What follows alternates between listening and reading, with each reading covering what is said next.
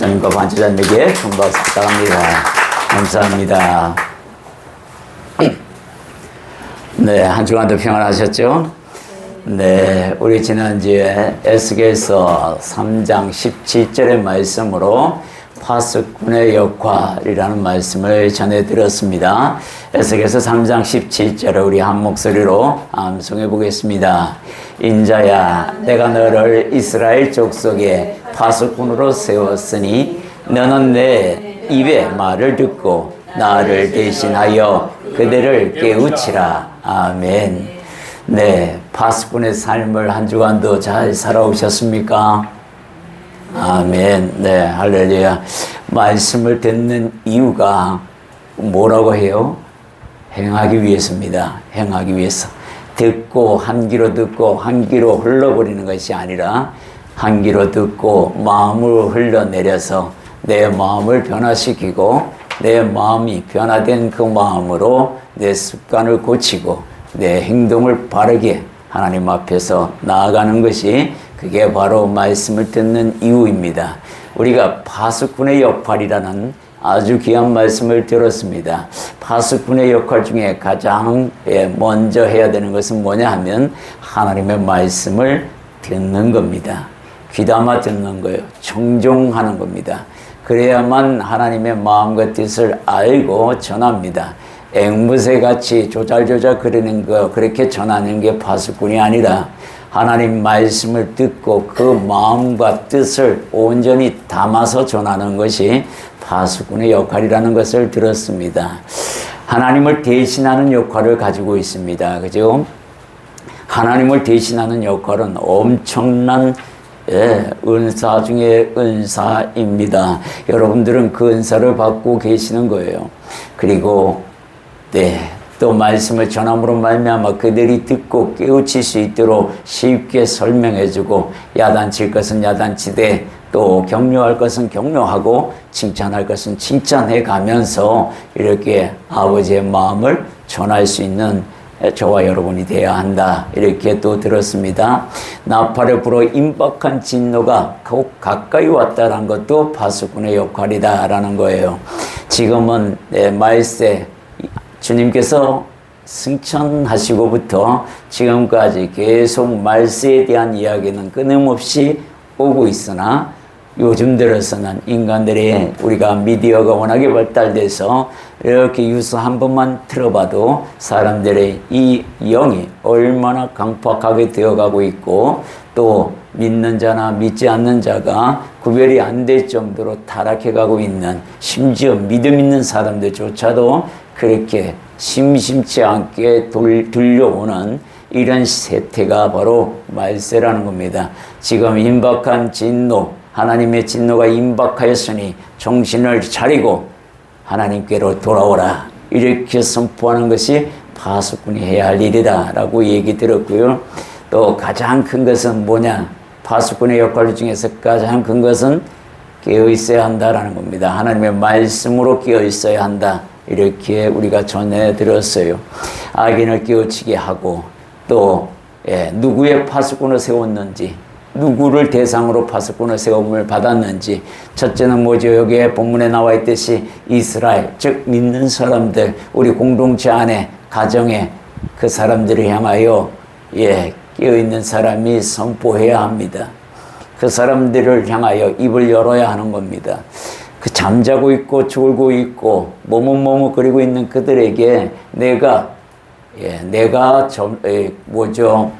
그들에게 져버리고 그들을 따라한다 그러면 그 파수꾼이 될 수가 없을 뿐만 아니라 그 가정은 비전이 없게 됩니다. 한 사람이라도 깨어 있으면 그 가정은 비전이 있는 가정이고 하나님께로 돌아오시는 가정이 된다라고 우리가 얘기를 들었어요. 그래서 우리 파수꾼의 역할은 모든 사람들이 어디에 가정의 파수꾼으로 세움을 받았다. 그래서 가정에서 먼저 일어나야 합니다. 그 운동은. 그 다음에 악행을 하고 있는 의인들에 대해서 깨닫게 해야 한다라고 들었습니다.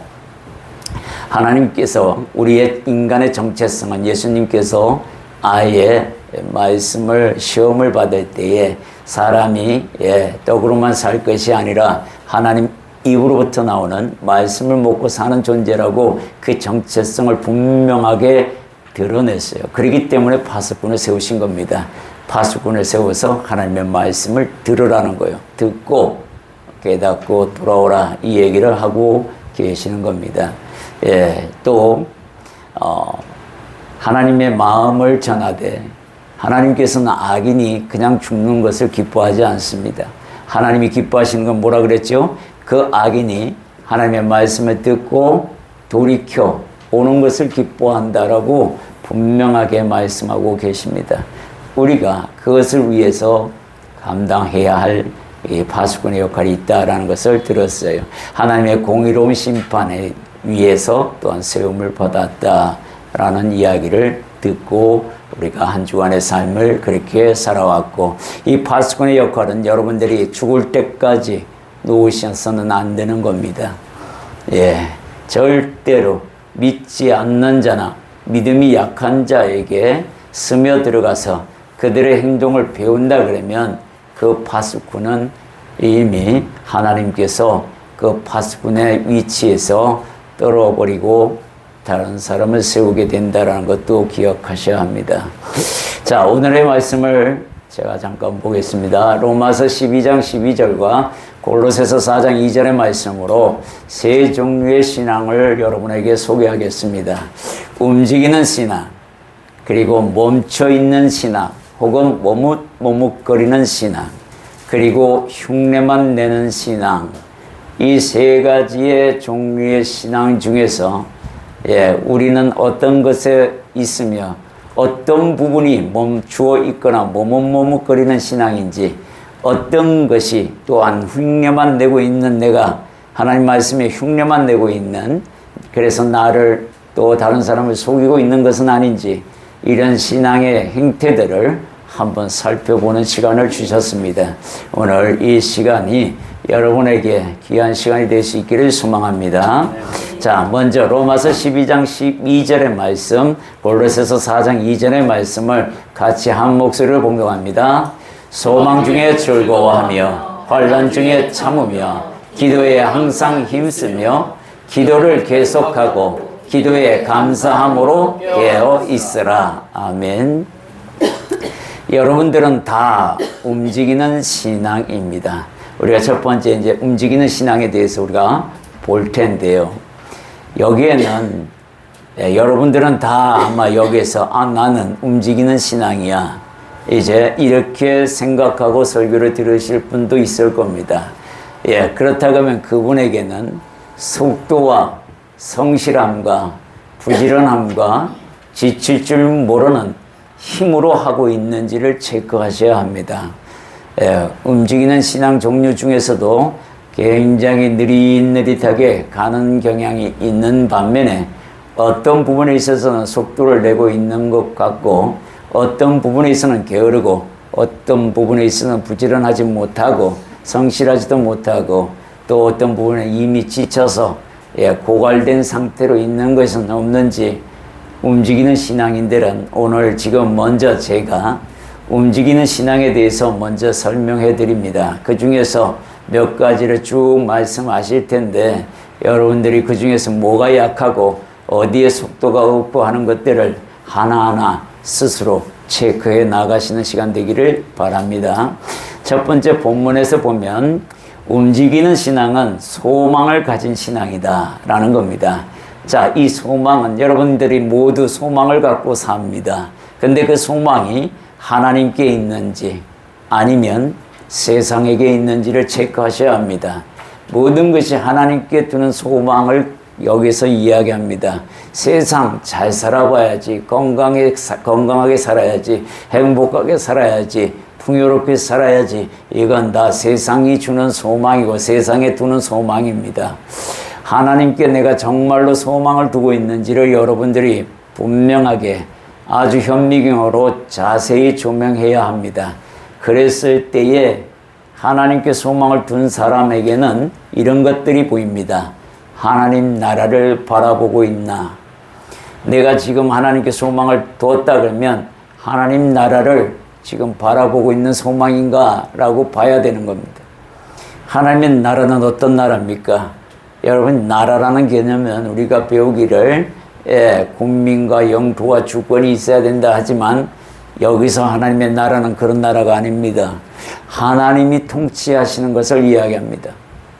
즉 하나님께 소망을 둔 자는 내 인생을 하나님이 통치하게끔 하나님께서 통치하신다라는 그 소망과 믿음을 가진 사람이라는 거예요.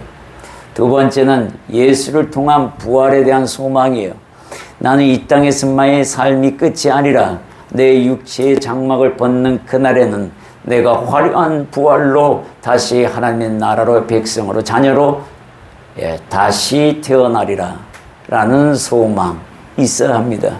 이 부활의 소망이 없다 그러면 믿음은 거짓이 됩니다. 이 부활의 소망을 갖고 있는 사람은 행동을 보면 압니다. 행동을 보면 부활의 소망이 있는지 없는지 대번에 드러나요. 여러분들의 삶 속에서 주변에서 가까이 있는 사람에게서 한번 보십시오. 저 사람이 정말 부활에 대한 소망이 있는지 없는지.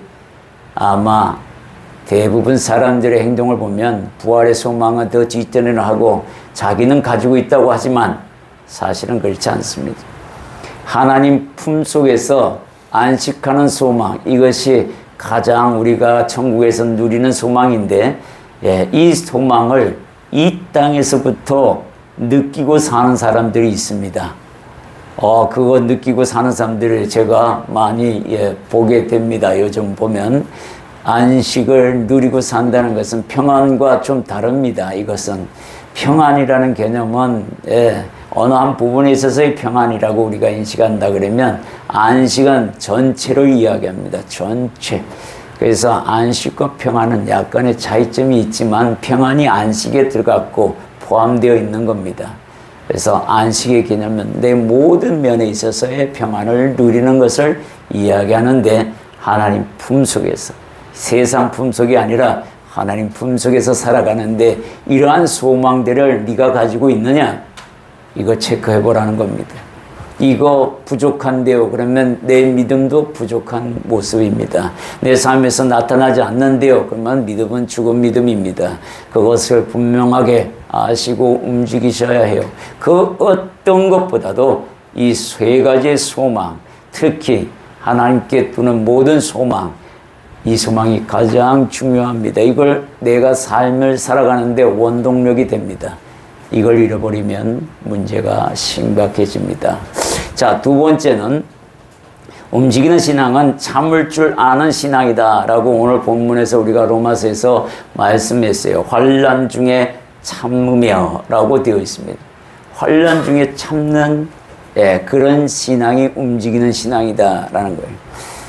시편 37편 7절에서 8절 한 목소리로 봉독해 봅니다. 여호와 앞에 잠잠하고 참고 기다리라. 자기 길이 형통하며 악한 길을 이루는 자 때문에 불평하지 말지어다. 분을 그치고 노를 바라며 불평하지 말라. 오히려 악을 만들 뿐이라. 자, 여기에 보면은 참을 줄 아는 사람은 어떤 것에 참느냐면 분을 일으킬 만한 요소에서 참는 겁니다. 그냥 참는 게 아니라 환난, 고난에서 참는 겁니다. 분을 일으킬 만한 일에 분을 내는 것은 세상 사람들의 모습이고 우리는 그것을 참을 줄 알아야 구별된다라는 겁니다. 노를 버리라고 되어 있습니다. 분노예요. 두 개 다 합하면 그죠? 분을 거치고 노를 버리며 불평하지 말라라는 거예요. 우리가 이 불평하지 말라, 이 불평하는 것 때문에 망한 존재들이 있습니다. 하나님 품 안에서 있으면서도 말이죠. 그게 누구예요? 광야 40년 동안 하나님과 함께했던 광야 1세대, 출애굽 1세대들이 이 불평 때문에 망했습니다.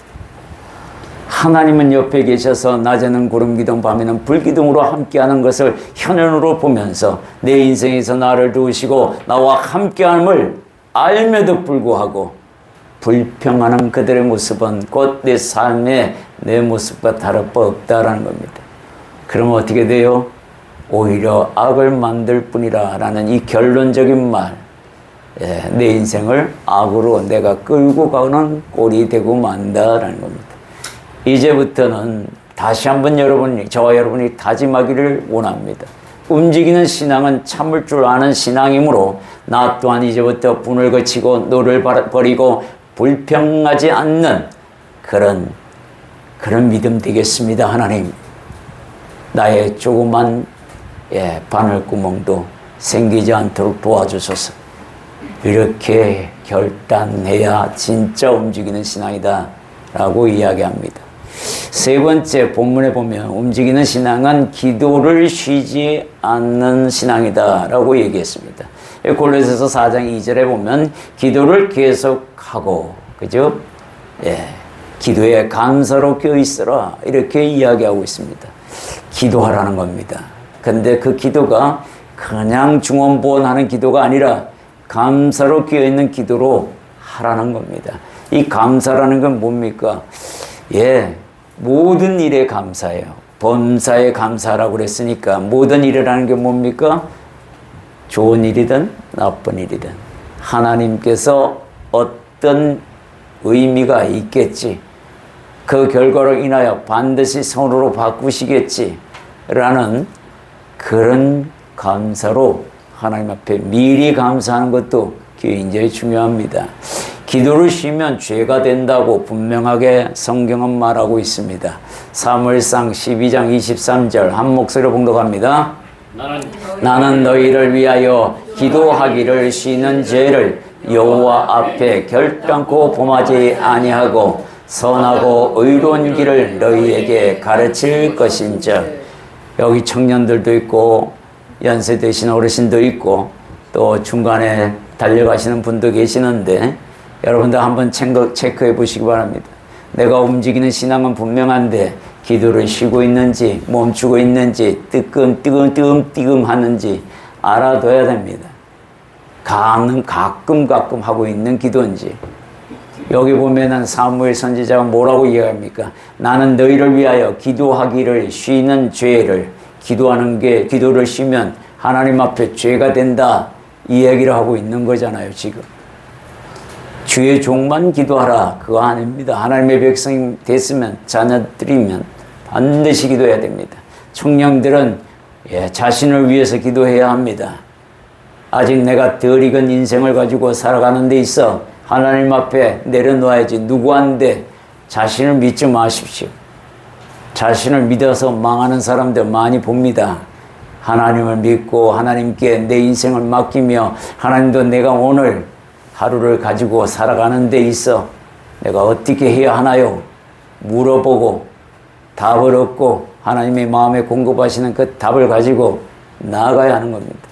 기도를 쉬기 시작하면요 인생 망합니다. 정말 망해요. 기도하면 응답이 옵니다. 그걸 기도한 사람에게는 반드시 드러나게 되어 있습니다. 저는 요즘 굉장히 하나님 앞에 너무 감사하면서도 두려운 마음이 있습니다. 그게 뭐냐면 하나님께서 어느 날 제 마음을 관찰하고 계신다는 것을 확실하게 보여준 사건들이 몇몇이 일어났습니다. 제가 두려워서 기도할 때에 그 두려워하지 말라 하면서 내가 네 마음을 보고 있다. 그러면서 그 두려움이 해결하게 하시는 하나님을 보게 됩니다. 제가 이 부분 때문에 정말 많이 기도한 적이 있는데요. 제가 세상적으로 믿음 안에 있으면서도 움직인다 하면서도 소망을 세상에 둔 적이 있습니다. 그래서 하나님 앞에 어떤 목사님이 영성훈련 한번 참석해보라. 그래서 마지못해 돌아가시면서 유언하신 것이라 제가 돈도 내주셨고 해서 편한 마음으로 갔습니다. 그러나 한편으로는 불편한 것이 내가 가고 싶지 않았기 때문이었습니다. 가봐야 별로 도움이 안 될 것 같다라는 생각이 먼저 들었어요. 그래서 가서 갔더니 핸드폰도 뺐고 오로지 기도에 힘쓰고 말씀에 힘쓰고 프로그램에 아예 들어오게끔 유도하는데 마음은 딴 곳에 가 있으니 그렇게 기쁘지를 않았습니다. 몸은 그대로 다 따라 하는데 말입니다. 하도 답답해서 하나님 앞에 주님, 제 마음 보고 계십니까? 그렇게 기도했어요. 그런데 그 프로그램 안에서 중보 기도하는 시간이 있었어요. 내 옆에서 이렇게 기도합니다. 서로에게 기도하는데요. 옆 사람을 위해서, 오른쪽에 있는 사람을 위해서 기도하십시오. 혹은 왼쪽에 있는 사람을 위해서 기도하십시오. 라는 기준을 줍니다. 근데 이렇게 돌아가는데 왼쪽에 있는 사람을 위해서 기도하라 그랬더니 내 오른쪽에 있는 사람이 나보다 먼저 나를 위해 기도하는 것이 되겠죠. 하나님, 주님 내 마음을 보신다면 이 사람이 이런 기도가 나올 수 있도록 그의 입을 주장하소서. 그랬더니 이 사람이 마치 나를 위해서 기도하는데 그 내용을 그대로 옮기고 있었습니다. 그때 아이고 우연이겠지 이렇게 생각했어요. 그리고는 툭툭 털고 일어났어요. 다 중보기도 끝나고. 그리고 마음이 찝찝했습니다. 왜 찝찝했냐면 제 마음이 들킨 것 같아서 인정하고 싶지 않았어요. 그리고 다음날 아침에 밥을 먹는데 식사 기도를 합니다. 하나님, 이번만 한 번 더 제 마음을 보신다면 이렇게 기도하게끔 해주세요. 아침 기도를 하는데 말입니다. 식사 기도를 하는데 제가 요청한 기도가 그 사람 입에서부터 시작하자마자 나오기 시작합니다. 제가 머리를 쿡 쳐박아서 하나님 앞에 얼굴을 들 수가 없었습니다. 그게 그 영성 훈련 때 제게 남은 유일한 하나님과 소통의 길이었는데 요 며칠 새에 제가 다시 한번 그 음성을 듣고 너무 기뻤습니다. 그때는 부끄러워서 머리를 쳐박아서 들지도 못했지만 이번에는 하나님이 내 마음을 보고 있다는 게 얼마나 위로가 되고 힘이 되는지 하는 일마다 자신감이 생깁니다. 여러분에게 말씀을 전할 때에도 사실은 자신감이 생기며 하나님께서 주신 말씀이 틀림이 없다라는 그런 확신 때문에서 그런지 몰라도 제게 있어서 너무 기쁨이 됩니다. 여러분들의 마음을 하나님이 조명하고 있습니다. 분명히 조명하고 계시고 기도하는 자에게 반드시 보여줍니다. 부모는 자식을 위해서 기도하는 기도를 쉬면 안 됩니다. 자식은 부모를 위해서 또 자신의 미래를 위해서 또 가정이 있다면 가정을 위해서 기도하셔야 합니다. 그래야 돼요. 그거 안 하면 정말 나중에 문제 됩니다. 지금부터라도 하시기 바랍니다. 네 번째 움직이는 신앙은 말씀을 주야로 묵상하는 믿음입니다. 시편 기자는 이렇게 말씀합니다. 시편 1절과 2절 함께 있습니다. 복 있는 사람은 악인들의 꾀를 따르지 아니하며 죄인들의 길에 서지 아니하며 오만한 자들의 자리에 앉지 아니하고 오직 여호와의 율법을 즐거워하여 그의 율법을 주야로 묵상하는도다. 하나님의 말씀, 여러분들이 하나님을 사랑하십니까? 라고 물으면 아멘. 여러분 하나님을 사랑하십니까? 제가 지금 묻는 겁니다. 아멘. 아멘 하시는 분들은 이 말씀을 정말로 주야로 묵상하는가 체크해 보셔야 합니다. 여기 율법이라서 우리가 거리감 있게 말을 하지만 이 율법 대신에 말씀을 넣으면 하나도 부족함이 없습니다. 오직 여호와의 말씀을 즐거워하여 그의 말씀을 주야로 묵상하는도다. 이 사람이 복 있는 사람이다. 이 사람이 바로 움직이는 신앙을 갖고 있는 사람이야 라고 얘기하는 거잖아요. 말씀을 가까이 하는 자만이 내 마음을 움직이고 내 신앙을, 내 믿음을, 내 삶을 조명하며 비춰볼 수 있다라고 이야기합니다. 우리가 다섯 번째는 움직이는 신앙을 가진 사람들에 대해서 우리가 한번 보면 첫 번째는 다윗입니다. 다윗의 기도와 신앙, 이 사람은 기도의 믿음을 갖고 있고 신앙을 갖고 있어요. 항상 여쭙니다. 그리고 그걸 왜 여쭈을까요? 이유가 있어요. 하나님은 나의 인생의 주권자이십니다. 이 믿음이 있었기 때문에 여쭙는 거예요. 여러분들이 여쭙지 않고 워낙에 믿음이 커서 하나님께서 내 인생을 다 주관하시니 그냥 믿고 기도 안 하고 산다. 여쭈지도 않고 산다. 이거 안 됩니다. 다윗은 그럴 줄 몰라서 그렇게 했겠어요? 예, 하나님은 나의 주권자이십니다. 그러니 내가 지금 갈 바를 몰라. 하나님 앞에 아뢰오니 나의 이 무죄함을 용서하시고 도와주소서. 그럼 주님이 뭐라고 얘기합니까? 기도하는 족족 다 응답하십니다. 예, 그러잖아요. 그죠? 그런 걸 볼 때 우리는 어떻게 합니까? 희망을 갖게 됩니다. 너무너무 큰 소망을 갖게 됩니다. 나도 기도해야지. 엘리사의 은사 사모함이 엘리야를 감동시킵니다. 여러분들 잘 알 겁니다. 이 사건은 엘리사가 이 엘리야에게 모든 권능을 하나님의 권능을 받기 전에 엘리야가 4번 움직이게 되는데 그 움직일 때마다 쫓아다닙니다. 그걸 보여줘요. 열왕기하 2장 1절에서 11절에 나와 있는데 처음에 길갈에 있을 때 엘리야가 엘리사 보고 너는 여기 머무르라 라고 명령합니다. 근데 그 명령을 따르지 않습니다. 아닙니다. 제가 같이 가겠습니다. 베델에 도착했습니다. 베델에서도 네가 여기 머무르라. 아닙니다. 제가 쫓아가겠습니다. 여리고에 또 갔습니다. 여리고에서도 너는 여기 머물라. 아닙니다. 계속해서 쫓아가는데 요단강을 건널 때 엘리야가 겉옷을 가지고 요단강을 침으로 말미암아 갈라지는 모습을 보게 됩니다. 그리고 요단강을 마른 땅처럼 걸어서 건너가고 거기서 불맛 잡아 불병거를 타고 하늘로 승천하며 겉옷이 떨어지는데 그 겉옷을 주워 소나기에 넣고 엘리야 하나님이여 하고 요단강을 가르는 역사를 엘리사가 하게 됩니다. 사모하는 마음이 얼마나 컸던지 엘리야도 감동을 먹고 성령님도 감동을 먹습니다. 사람을 감동시키는 것보다는 하나님을 감동시키는 게 맞습니다. 그죠? 하나님을 감동시키는 그 사모함이라면 반드시 들어집니다.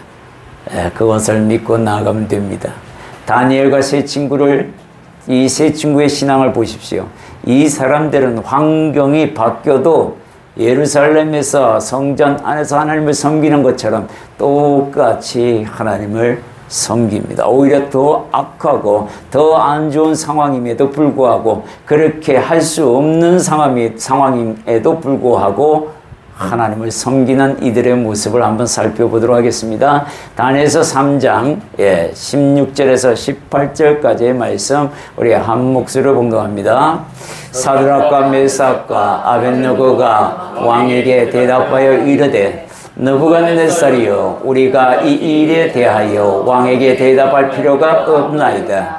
왕이여 우리가 섬기는 하나님이 계시다면 우리를 맹렬히 타는 풀무불 가운데서 능히 건져내시겠고 왕의 손에서도 건져내시리이다. 그렇게 하지 아니하실지라도 왕이여 우리가 왕의 신들을 섬기지 아니하며 왕이 세우신 금신상에게도 절하지 아니할 줄 아옵소서. 보십시오. 여기 보면 이 세 친구가 생명을 걸고 지금 느부갓네살 왕 앞에서 하나님의 이름으로 대적하고 있어요. 자, 저와 여러분이 이 상황이라면 어떻게 했을까라고 한번 바꿔놓으면 금방 드러납니다. 내 믿음이 어느 정도인지 금방 드러나죠. 여기 보면 뭐라고 얘기하냐면 이렇게 얘기합니다. 왕에게 대답할 필요가 없습니다. 이렇게 얘기하면 이미 정해졌다는 거죠. 그러나 당신이 물으니 내가 지금 대답하겠다 이렇게 얘기하면서 맹렬히 타는 풀무불 가운데서 우리를 능히 건지겠고 왕의 손에서도 건지겠습니다 라고 이야기합니다. 대체 이 믿음은 어디서 나는 걸까요? 엄청난 믿음입니다. 풀물에 던져질 것 뻔히 아는데 그 불에서 살아나온다는 거예요. 이 세상에 하나님께서 그렇게 해주시겠다고 분명히 말씀하는데 그렇게 하지 아니하실지라도 그것은 뭐예요? 하나님께서 뜻이 있음 바 우리들이 지금 당신에게 고백한 그 사건대로 일어나지 않더라 할지라도 우리는 왕에게 무릎 꿇지 않겠습니다. 신들을 섬기지 않겠습니다. 라고 분명하게 선언하는 이 믿음은 경험이 없으면 살아계신 하나님이 나의 하나님이라는 것을 경험하지 않으면 이런 믿음은 나오지 않습니다. 그래서 경험이 얼마나 중요한지 정말 중요합니다. 여러분들 경험할 수 있게 기도하십시오. 하나님 성경은 하나님의 말씀이라 하셨고 강구하면 만나 주시겠다 하셨으니 내가 하나님 만나기를 원합니다. 꿈이든 환상이든 아니면 내 기도 제목에 대한 응답이든 무엇이든 간에 어떤 형태로든 간에 살아계신 하나님이 나와 함께함을 알게 하여 주옵소서. 그 기도가 되어야 한다는 거예요. 다니엘서 3장 28절 다음을 보면 느부갓네살 왕이 이런 말을 합니다. 이분의 신앙 고백이나 다름없어요. 이 세 사람 사드락과 메삭과 아벳느고의 하나님이라고 합니다. 여러분의 하나님이 되셔야 한다는 거예요. 이게 바로 경험, 즉 체험의 신앙이 돼야 나의 하나님이 되는 겁니다. 여기서 느부갓네살 왕이 자기 입으로 그들의 하나님이라고 고백하면서 찬송할지로다 이렇게 얘기하잖아요. 느부갓네살이 말하여 이르되 사드락과 메삭과 아벳느고의 하나님을 찬송할지로다. 어떻게 하면 다른 사람의 입에서 이런 고백이 나오는 거예요. 사도 바울도 그의 인생을 통해서 이런 고백합니다. 사도 바울이 믿는 예수. 좀 있으면 아마 그 말씀이 나오는데요. 천사를 보내서 자기를 의뢰하고 그들의 몸을 바쳐 왕의 명령을 거역하고 그 하나님 밖에는 다른 신을 섬기지 아니하며 이렇게 인정하는 이 느부갓네살 왕. 첫 번째는 하나님만을 의지하는 신앙을 보게 합니다. 둘째는 왕의 명령보다도 하나님의 명령을 더 우선시하는 그런 믿음을 보게 됩니다. 셋째는 하나님 외에 다른 신은 섬기지 않겠다는 결단도 보입니다. 이 느부갓네살 왕의 입을 통해서 이 세 사람의 믿음이 얼마나 큰지를 우리에게 알게 합니다. 다음 네 번째 인물은 사도 바울입니다. 여러분들 사도 바울에 대해서 잘 알고 계시죠? 첫 번째 다메섹 도상에서 만난 예수. 이 다메섹 도상에서 예수를 만났는데 이 다메섹 도상, 즉 다메섹으로 가는 이 길이 어떤 길이었어요? 바로 예수를 믿는 자들을 잡아서 몰매하고 핍박하기 위해서 가는 길이었습니다. 거기서 강한 빛을 보고 음성을 들으며 예수님의 음성을 듣고야 그제서야 눈도 어두워지고 맹인이 되어 사람들이 그를 숙소로 데려가는 일이 벌어집니다. 주님께서 아나니아에게 명령합니다. 가서 안수하고 눈을 뜨게 하라. 그렇게 명령을 받은 이 아나니아 사도 바울 그 만남에 대한 현장을 지금 사도행전 9장 17절에서 18절에 우리 한 목소리로 봉독해 봅니다. 아나니아가 떠나 그 집에 들어가서 그에게 안수하여 이르되 형제 사울아 주 곧 네가 오는 길에서 나타나셨던 예수께서 나를 보내어 너로 다시 보게 하시고 성령으로 충만하게 하신다 하니 즉시 사울의 눈에서 비늘 같은 것들이 벗어져 다시 보게 된지라 일어나 세례를 받고 이래서 바로 아나니아에게 안수받고 세례받아서 거듭난 삶이 됩니다. 두 번째 이 사람이 어떤 일을 했는지 한번 보겠습니다. 그렇게 하고 난 뒤에 이 사람이 아라비아 광야에서 흩어진 제자들을 만나고 3년 후에 예루살렘에서 15일 동안 베드로와 함께 있는 것을 기록합니다. 자, 갈라디아서 1장 17절에서 19절 말씀 한 목소리로 공동합니다. 또 나보다 먼저 사도된 자들을 만나려고 예루살렘으로 가지 아니하고 아라비아로 갔다가 다시 다메섹으로 돌아갔노라. 그 후 3년 만에 내가 게바를 방문하려고 예루살렘에 올라가서 그와 함께 15일을 머무는 동안 주의 형제 야고보와 외에 다른 사도들을 보지 못하였노라. 자, 여기서 보면 뭐예요? 3년 동안 아라비아 광야에서 있었고, 그리고 예루살렘에서 돌아와 게바, 즉 베드로와 15일 동안 예수님에 대해서 말씀을 듣고, 또 제자들을 찾아서 예수님에 대해서 배우고 듣고 그분이 어떤 가르침을 했는지를 다 이 3년 그리고 15일 동안 그렇게 했다라고 이야기합니다. 세 번째 보면 길리기아 다소에서 10년 동안 머물러 있었습니다. 자, 이것을 갈라디아서 2장 1절 함께 있습니다. 14년 후에 내가 바나바와 함께 디도를 데리고 다시 예루살렘에 올라갔나니.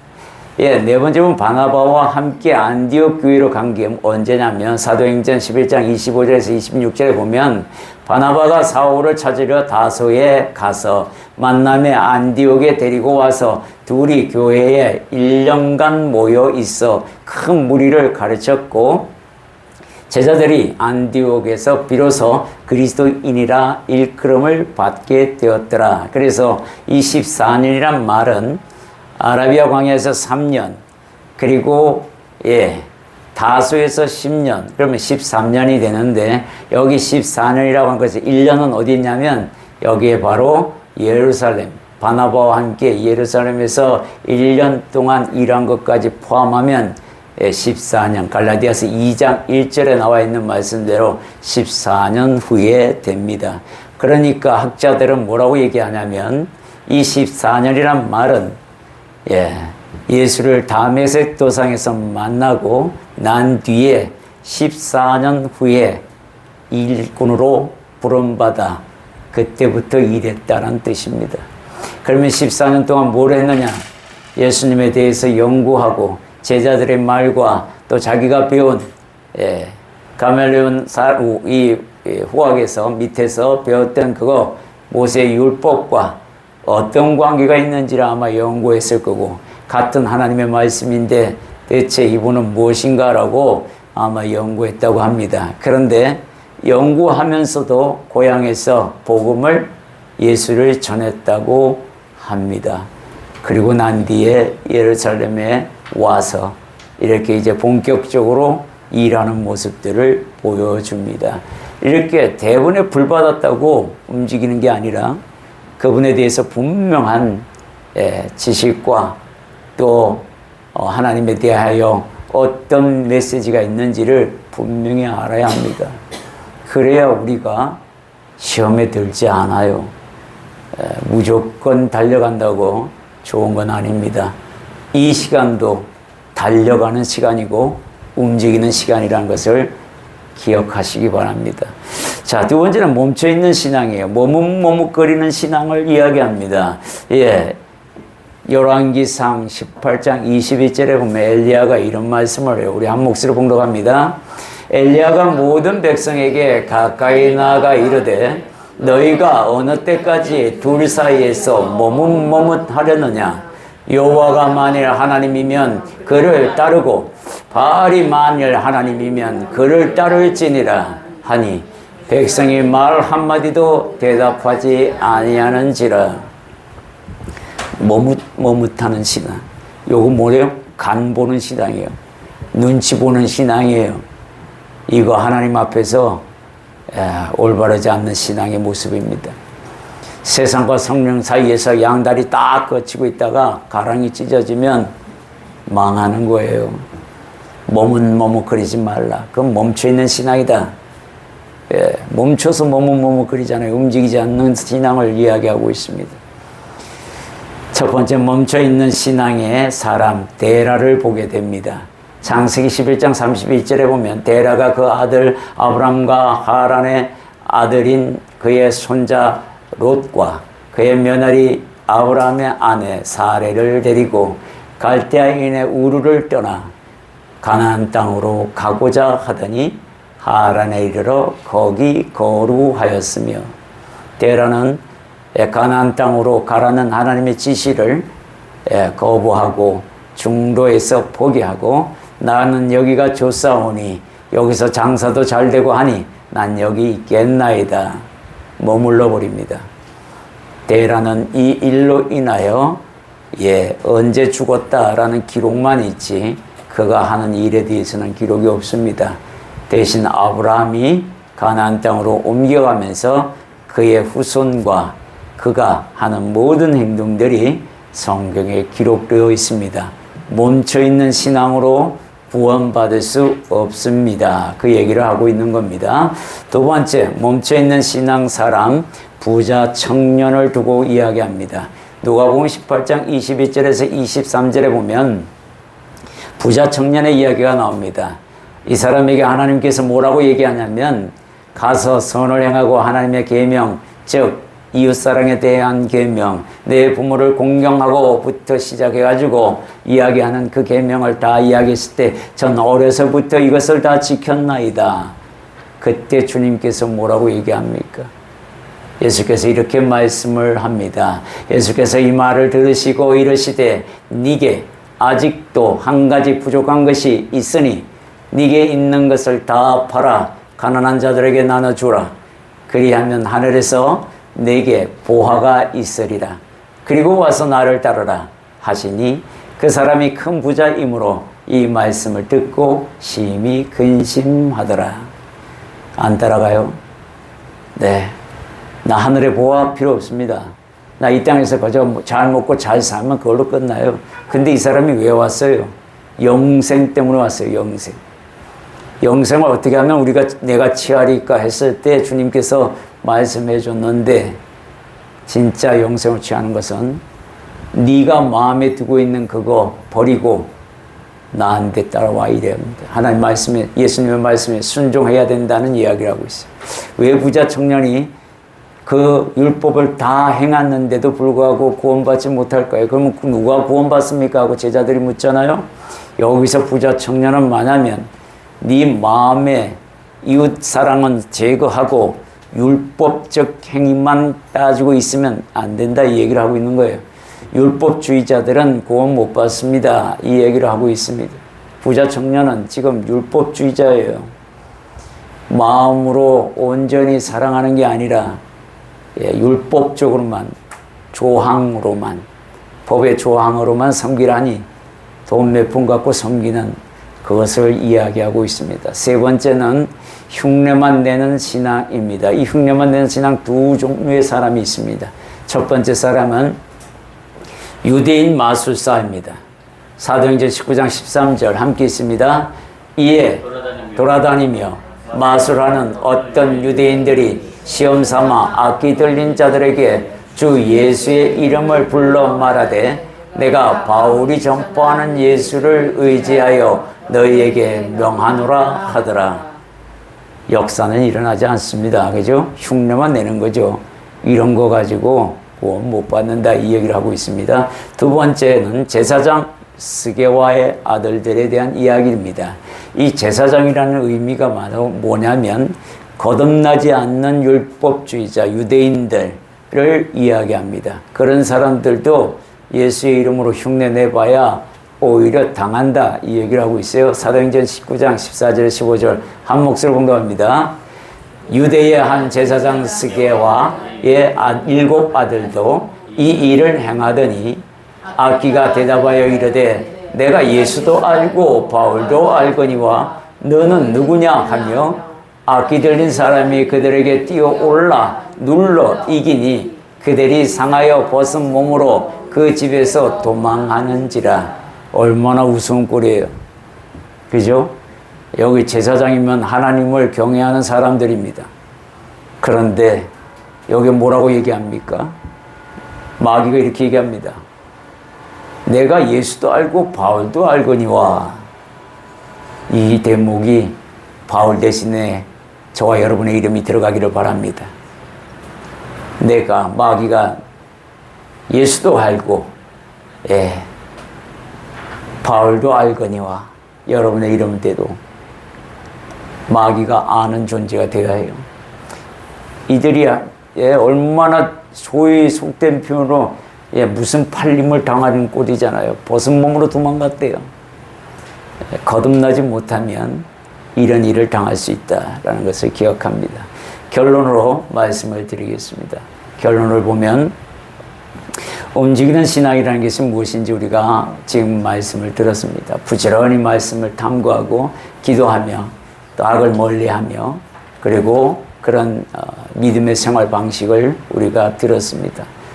하나님 예수님 앞에 와서 따르지 않던 그런 청년이나 하나님의 능력을 마술의 종류로 취급하는 믿음이나 율법 안에서 예수의 진리를 가두려고 하는 신앙이나 모두가 다 죽어 있는 신앙이라는 겁니다.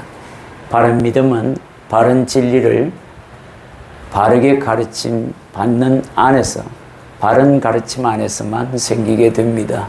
여러분들 이제 뭐라고 했습니까? 하나님의 진노가 임박해 왔다라고 배웠습니다. 정말 그렇습니다. 과거와 다릅니다. 시간이 엄청 빠르게 흐르고 있고 그리고 뭐죠? 미디어가 선교사 역할을 감당하고 있기 때문에 땅끝은 금방 옵니다. 향후 100년 안에 오실지도 모르겠다. 가장 추측하건대 이 속도로 가면 충분히 그럴 수 있다라는 생각을 선교사들이나 신학자들이 조심스럽게 말씀하는 경우도 보게 됩니다. 정리해 드립니다. 세 종류의 신앙, 움직이는 신앙, 멈춰있는 신앙, 그리고 흉내만 내는 신앙에서 움직이는 신앙, 속도, 성실함, 부지런함, 그리고 지칠 줄 모르는 힘이 내게 지금 작동하고 있는지를 보시기 바랍니다. 소망, 그리고 참을성, 그리고 쉬지 않는 기도, 그리고 말씀을 주야로 즐거워하며 묵상하는 자, 그 자가 바로 움직이는 신앙을 가진 사람이라는 겁니다. 다윗이 그러했고 엘리사가 그리하였고 또 다니엘의 세 친구들이 그리하였으며 사도 바울의 또한 그런 신앙을 가지고 있다고 우리가 지금 들었습니다. 멈춰있는 신앙, 머뭇머뭇거리는 신앙으로 멈춰있는 신앙의 사람 데라를 살펴보았습니다. 그리고 부자 청년도 우리가 살펴보았습니다. 흉내만 내는 신앙, 유대인의 마술사, 제사장 스게와의 아들들을 우리가 비교해 보았습니다. 세 종류의 신앙, 움직이는 신앙과 멈춰있고 머뭇머뭇거리는 신앙과 흉내만 내는 신앙을 여러분들이 살펴보았다면 내가 어느 부분은 흉내만 내고 있는 것은 아닌지 내가 어떤 부분은 멈춰있는 것은 아닌지 움직이고는 있으되 움직이고 너무 속도가 느린 것은 아닌지 또 빠른 것은 아닌지 한번 체크하셔서 하나님 앞에서 정말로 모난 부분들이 다 잘려나가고 온전하게 하나님 앞에 설 수 있는 저와 여러분의 믿음이 되기를 간절히 소망합니다.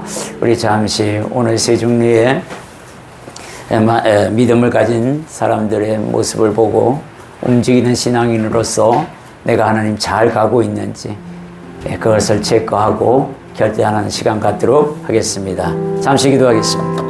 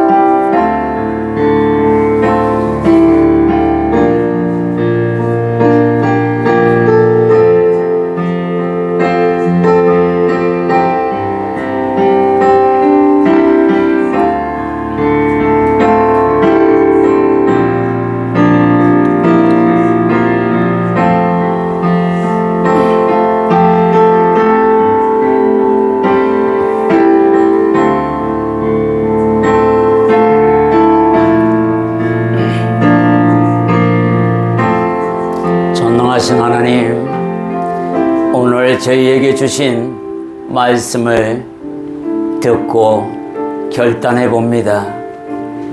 나는 움직이는 신앙을 갖고 있는 은혜의 사람임을 우리가 다시 한번 깨닫습니다.